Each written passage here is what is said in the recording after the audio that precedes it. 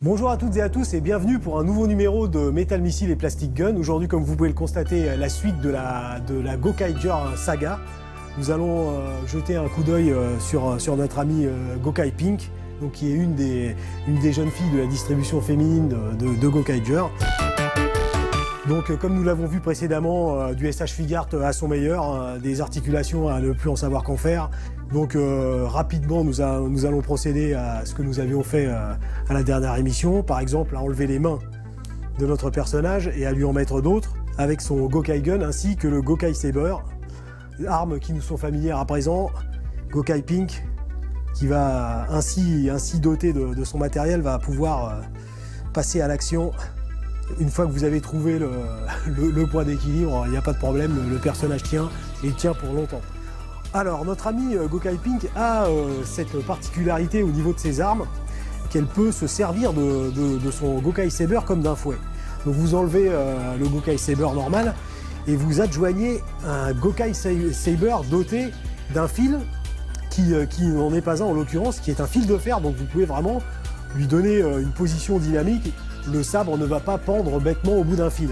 Donc vous pouvez bien sûr le tortiller dans toutes les positions qui vous plairont pour donner une impression de dynamisme dans la position de votre figurine. Dans la série, il faut savoir que, une fois de plus, les fantastiques martialistes cascadeurs de la Jack font montre de leur maîtrise martiale absolue. Et donc au cours des combats, les Gokaiger ont une forte tendance, voire passent leur temps à échanger leurs armes pendant qu'ils se battent. Et ce qui fait qu'il arrive assez souvent qu'un des Gokaiger possède quasiment toutes les armes de ses camarades en même temps pour s'en servir d'un seul coup.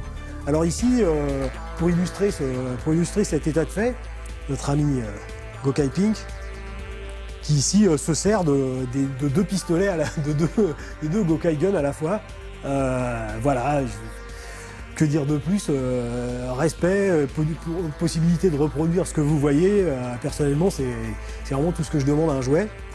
Autre caractéristique importante, c'est que vous voyez que notre ami ici est doué et porte une jupette qui lui est fort saillante, ma foi. Et si vous décidez de lui faire adopter des positions un peu plus martiales, un peu plus acrobatiques, dans la boîte, vous avez la possibilité de lui mettre une jupette articulée. Et vous avez des pièces supplémentaires qui vont sur le dessus des cuisses, qui font que vous pourrez donner une plus grande amplitude de mouvement à votre personnage sans qu'elle soit entravée par la jupe de base. Donc à vous de le positionner dans toutes les positions de combat qui vous viendront en tête. À préciser que les deux boîtes qui contiennent les héroïnes de Gokaiger, c'est-à-dire Gokai Pink et Gokai Yellow, contiennent ce que l'on appelle le Gokai Darin. Les personnes qui ont vu la série savent que le Gokaiger robot ainsi que le Gokai Galéon sont pilotés avec des gouvernails comme Albator. Enfin, ce sont des pirates, donc ils pilotent leur vaisseau comme des vrais pirates. Donc voilà, superbement détaillé.